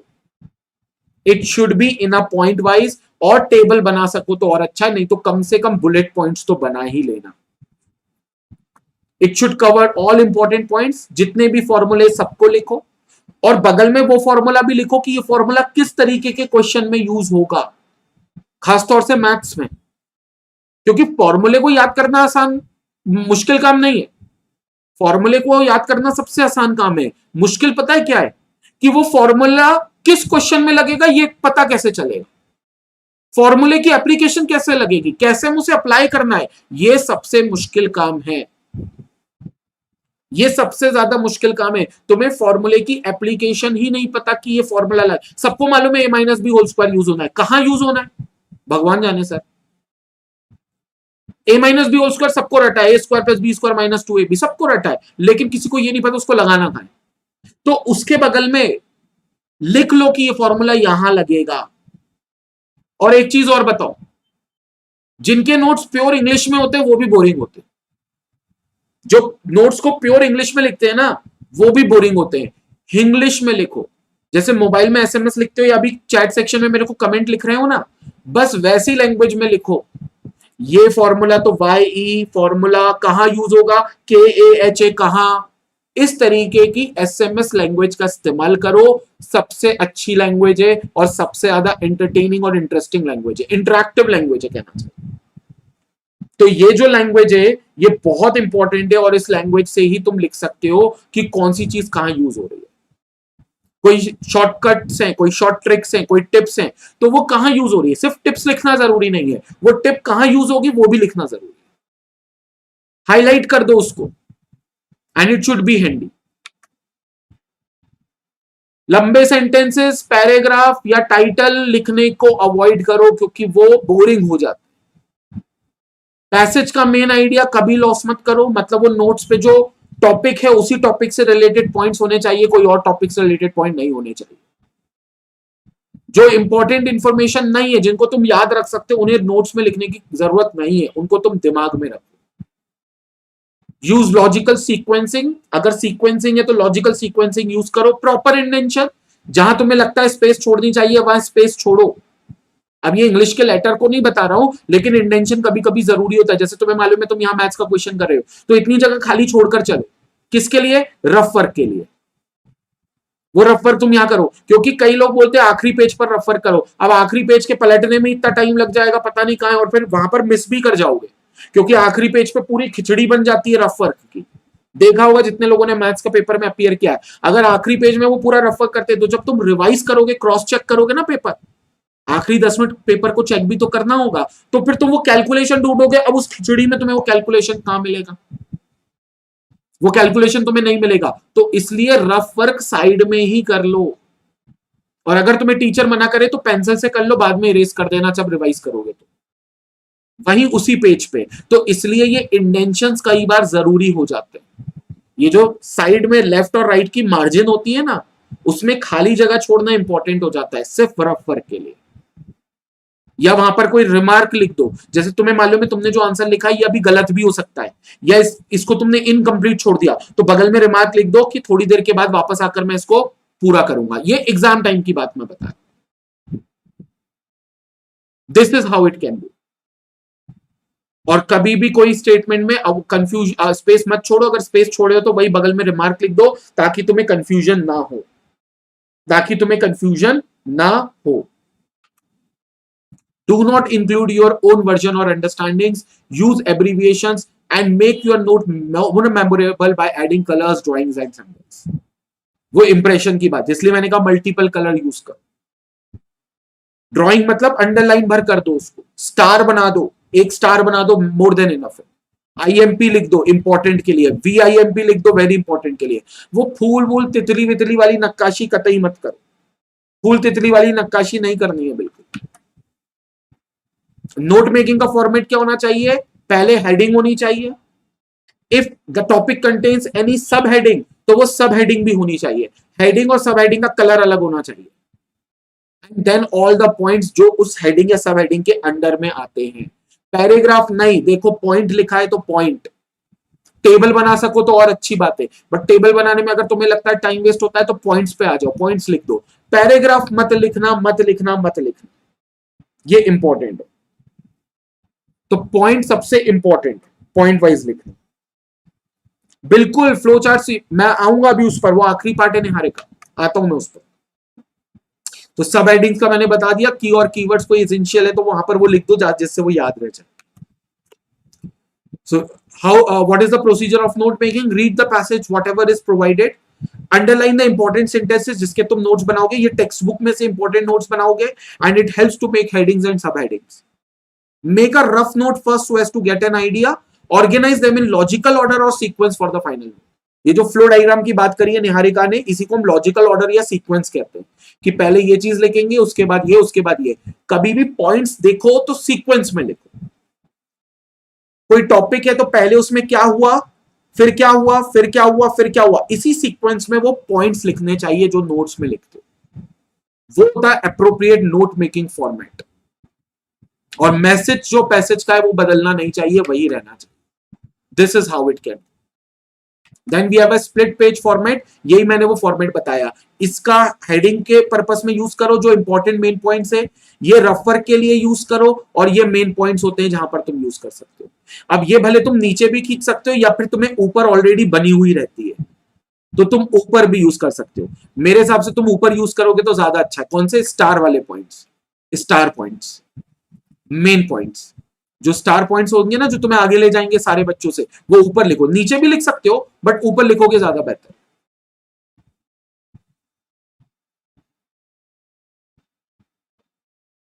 कंसेप्ट क्लियर हुआ?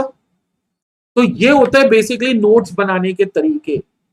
और प्लीज डायग्राम जहां भी तुम्हें लगता है बनाना है, क्योंकि तुम बायोलॉजी पढ़ोगे, केमिस्ट्री पढ़ोगे, बहुत जगह तुम्हें डायग्राम की जरूरत होगी। Diagram is the best way to understand any theory. और अगेन डायग्राम के ड्राइंग इंपॉर्टेंट नहीं होती। You are not a painter. तुमको एनिमेशन में नहीं जाना, तुम चित्रकारी नहीं करते रहोगे। तुम्हें डायग्राम में लेबलिंग सबसे ज्यादा इंपॉर्टेंट होती है, लेबलिंग।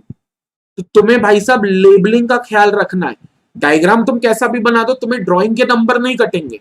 टीचर ये नहीं बोलेंगे ये तुमने कैसा ये फर्नेस कैसा बनाया है, ये यूटेंसिल कैसा बनाया है, टेस्ट ट्यूब कैसा बनाया है। टीचर इसके नंबर नहीं काट सकता, क्योंकि टीचर को भी पता है तुम ड्राइंग के स्टूडेंट नहीं हो, तुम केमिस्ट्री के स्टूडेंट हो। लेकिन टीचर नंबर कब काटेगा? अगर तुमने लेबलिंग मिस कर दी तो तुम अपने नोट्स में ही आदत डालो कि तुम डायग्राम बनाओ, हर चीज का जहां पॉसिबल हो डायग्राम बनाओ, छोटी सी ड्राइंग बना लो, और उस ड्राइंग के अंदर, डायग्राम के अंदर लेबलिंग जरूर, उस ड्राइंग के अंदर, उस डायग्राम के अंदर 100% लेबलिंग जरूर करो। अगर लेबलिंग नहीं करोगे तो प्रॉब्लम में आओगे, क्योंकि फिर तुम वहां एग्जाम में भी लेबलिंग मिस कर दोगे। अगर नोट्स में कर दी तो नंबर कटना तय है। And then the comes the most important part, जो हर स्टूडेंट को चैप्टर खत्म होने के बाद करना ही चाहिए। हर स्टूडेंट को हर सब्जेक्ट में चैप्टर खत्म होने के बाद करना ही चाहिए कि वो अपने आप माइंड मैप बनाए। क्या बनाए? माइंड मैप बनाए अपने। सर ये क्या होता है? ये होता है बीच में आप चैप्टर का नाम लिख दो, और उस चैप्टर से जुड़े हुए जो फॉर्मूले पढ़े हैं, जो की पॉइंट्स तुमने पढ़े हैं, जो फ्लो डायग्राम तुमने पढ़ा है, या जो मेन डायग्राम तुमने पढ़ा है, उनको ऐसा ऐसे ब्रांचेस निकालकर दिखा दो। उनको भी अगर आपस में कनेक्ट करना चाहते हो तो आपस में कुछ इस तरीके से तुम कनेक्ट कर दो, ऐसे कनेक्ट कर दो। और उन ब्रांचेस की सब ब्रांचेस भी निकालना चाहते हो तो वो भी निकाल दो। ये सबसे इंपॉर्टेंट चीज होगी तुम्हारे रिवीजन के लिए, ये सबसे इंपॉर्टेंट चीज होगी तुम्हारे रिवीजन के लिए। और मैं कहता हूं forget about the other notes, आखिरी 2 मिनट अगर तुम्हारे सामने है और तुम्हें एक चैप्टर रिवाइज करना है तो सबसे अच्छा तरीका है आखिरी 2 मिनट तुम ये माइंड मैप को देख लो और इस माइंड मैप का इंप्रेशन अपने माइंड में ले आओ। इसको माइंड मैप क्यों बोलते हैं? क्योंकि ये तुम्हारे माइंड में मैपिंग कर देगा, ये मैप उठकर तुम्हारे माइंड पे छप जाएगा और ये तुम्हें बनाना है। ये कोई टीचर तुमको, मैं तो बनाकर दे दूं, लेकिन अगेन मैं कह रहा हूं ना, मेरे द्वारा बनाया गया माइंड मैप तुम्हें रटना पड़ेगा। तुम्हारा खुद के द्वारा बनाया गया माइंड मैप तुम्हें जीवन में कभी रटना नहीं पड़ेगा, क्योंकि वो तुम्हें पता है तुमने खुद बनाया। तो वो माइंड मैप तुम बनाओ हर चैप्टर के एंड में जहां चैप्टर खत्म हो रहा है ना, आखिरी चैप्टर के बिल्कुल आखिरी पेज पे तुम्हें माइंड मैप बनाना है। कोई सा भी चैप्टर हो, किसी भी सब्जेक्ट का हो, हिंदी और संस्कृत में भी मैं कहता हूं माइंड मैप बनाकर आ जाओ, अगर तुम्हें लगता है कि वो थोड़ा सा दिक्कत दे सकते हैं तो। वरना साइंस में, मैथ्स में तो ये बहुत आसानी से बनता है। ये माइंड मैप सबसे इंपॉर्टेंट है, इसलिए इसको बनाना बहुत ज्यादा जरूरी है। कुछ भी भूल जाओ तुम, माइंड मैप को मत भूलना। This is very important, very important. Chapter का नाम बीच में और वहां से निकलते हुए उसके इंपॉर्टेंट टॉपिक्स और उस टॉपिक के सब टॉपिक्स कि तुमने क्या पढ़े थे, क्या फॉर्मूले थे, कोई की पॉइंट था क्या उसमें, कोई इंपॉर्टेंट स्टेटमेंट था, कोई इंपॉर्टेंट डेफिनेशन थी, कोई फ्लो डायग्राम था, कोई डायग्राम था, छोटा छोटा वहां लिख लो और उसको माइंड मैप दे दो। ये सबसे, आई होप नोट मेकिंग का तरीका समझ में आया होगा। 50 लाइक्स की उम्मीद कर रहा हूं इस वीडियो पर आएंगे, बट आई होप काफी स्टूडेंट्स को ये नोट्स मेकिंग कैसे होती है ये समझ में आया हो। अगर कोई डाउट है तो ये डाउट मुझसे अभी पूछ सकते हो या फिर कमेंट सेक्शन में भी पूछ सकते हो, नहीं तो अनअकैडमी की ऐप पर पूछ सकते हो, क्योंकि अनअकैडमी अब आपको मौका देता है आस्क का डाउट पूछने का, जहां आप अनलिमिटेड डाउट किसी भी टाइम पूछ सकते हो। लाइक रात को 2 बजे भी पढ़ते पढ़ते डाउट आ रहा है तो आप अनअकैडमी ऐप का फायदा उठा सकते हो। अनअकैडमी ऐप पर जाओ, आस्क का डाउट सेक्शन पर जाओ, वहां पर जाकर इमेज को सिलेक्ट करो या फिर गैलरी में से, या तो इमेज को कैप्चर करो कैमरे से या गैलरी से सिलेक्ट करो। एक इमेज में अगर एक से ज्यादा क्वेश्चन है तो क्योंकि एक इमेज में एक ही क्वेश्चन पूछना अलाउड है तो आप उस क्वेश्चन को क्रॉप कर लो, सब्जेक्ट को सिलेक्ट कर लो कि किस सब्जेक्ट का वो डाउट है या क्वेश्चन है, and then sit back and relax, क्योंकि आपका डाउट कुछ चुनिंदा सेकंड में सॉल्व हो जाएगा। कार्तिकेय बिल्कुल जगता हूं, टेलीग्राम चैनल पर जुड़े रहो। टेलीग्राम चैनल पे भी तुम डाउट पूछ सकते हो Unacademy 9th and 10th expert पे। उस टेलीग्राम चैनल पर का लिंक जो है वो डिस्क्रिप्शन बॉक्स में दिया हुआ है, तो डिस्क्रिप्शन बॉक्स में जाकर तुम चैनल का लिंक देख सकते हो और वहां पर तुम मुझसे कनेक्ट हो सकते हो। रात को 2 बजे भी, अगर वैसे तो मैं फ्रीक्वेंटली जगता हूं, तो अगर जगूंगा तो 100% आपका डाउट सॉल्व कर दूंगा। एक बार में एक इमेज में एक ही क्वेश्चन भेजना है, एक क्वेश्चन आप इमेजेस कितनी भी भेज सकते हो, लेकिन एक इमेज में एक क्वेश्चन, क्लियर और लेजिबल इमेजेस भेजना है, और अगर एमसीक्यू है तो सारे सब ऑप्शंस को भी कैप्चर करके भेजना है। एक इमेज में मल्टीपल डाउट्स बिल्कुल मत पूछना, क्योंकि आर्टिफिशियल इंटेलिजेंस बेस्ड प्रोग्रामिंग होती है तो वो कंफ्यूज हो जाएगा। और हैंड रिटन क्वेश्चंस बिल्कुल मत भेजना, नहीं तो वो क्रैश हो जाएगा, क्योंकि राइटिंग तुम्हारी किसी को समझ में नहीं आती है। आई होप मेरे नोट्स मेकिंग के बाद तुम्हारी राइटिंग में भी सुधार आए। ये इंपॉर्टेंट पॉइंट भी है, मैं स्किप कर गया इसको बोलना। राइटिंग को सुधारना सबसे इंपॉर्टेंट है, क्योंकि वो स्कूल के एग्जाम में नंबर राइटिंग ही दिलाएगी। अगर तुम्हारी राइटिंग किसी को संपट नहीं पड़ी ना तो नंबर नहीं मिलने वाले, भले तुमने कितना अच्छा ही क्यों ना लिखा हो कंटेंट में या सारे पॉइंट्स क्यों ना पूरे कवर किए, लेकिन अगर ढंग से नहीं लिखा है तो फिर कोई मतलब नहीं। ब्लड इमेजेस और इनकम्प्लीट क्वेश्चंस को भी बिल्कुल नहीं भेजना। और अगर अनअकैडमी आपको अभी तक डाउनलोड नहीं किया है तो भैया किस चीज का इंतजार है, अनअकैडमी आपको डाउनलोड कर लो, क्योंकि मैं यहां पर अगले मंथ में स्पेशल क्लासेस लेने वाला हूं जो बिल्कुल फ्री होंगी। स्पेशल क्लासेस लेने वाला हूं जो बिल्कुल फ्री होंगी, so it will be absolutely free special classes. तो हम लोग स्पेशल क्लासेस अनअकैडमी ऐप पर करवाएंगे। यूट्यूब पर तो सेशंस चलेंगे, बट अनअकैडमी ऐप पर भी स्पेशल क्लासेस होंगे। गूगल प्ले स्टोर से मिल जाएगा एंड्रॉइड यूजर को, और ऐप स्टोर से मिल जाएगा आईफोन यूजर्स को। इसके सारे फीचर्स को फ्री में एक्सेस कर सकते हो मेरा कोड अप्लाई करके, दैट इज अबीज10। तो अबीज10 का कोड अप्लाई करो और आप मेरे कोड को अप्लाई करके यहाँ पर सारे फीचर्स को ट्रायल बेसिस पर फ्री में एक्सेस कर सकते हो। तो अनअकैडमी ऐप की मेरी प्रोफाइल लिंक भी दी गई है डिस्क्रिप्शन बॉक्स में। मुझे फॉलो भी करना है, सिर्फ डाउनलोड नहीं करना है आपको, मुझे फॉलो भी करना है, ताकि मेरी क्लासेस के नोटिफिकेशन आपको मिलते रहे Unacademy app. So this is it for the today's session, student. I hope you enjoyed the session a lot और काफी कुछ सीखने को मिला होगा। I am still looking for more likes, 36 likes है। I hope 50 likes तक हम पहुंच जाएं इस वीडियो को लेकर। But again, very interactive session with you. Thank you for, शायद मैंने बहुत लोगों के कमेंट्स नहीं देखे because I was engaged in the session. मैं अभी देख लूंगा लाइव चैट्स में, या अगर तुमको लगता है इंपॉर्टेंट कमेंट है तो तुम वीडियो अपलोड होने के बाद कमेंट सेक्शन में जाकर फीडबैक भी दे देना। तो कमेंट सेक्शन में जाकर फीडबैक भी दे देना। तो I will cater those doubts. Thank you once again for being so interactive. I hope notes making बहुत फायदेमंद होगी और अब प्रॉपर नोट्स आप बनाओगे।